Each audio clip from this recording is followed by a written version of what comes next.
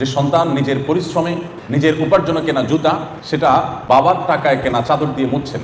কারণ বাবার টাকায় কেনা চাদর এটার প্রতি তার সেই শ্রদ্ধা বা তার সেই পরিশ্রম করে যে করতে হয়েছে সেই ব্যাপারটি তার কাছে না থাকার কারণে তার কাছে তার কেনায় তার পরিশ্রমে কেনা জুতার গুরুত্ব মর্যাদা অনেক বেশি।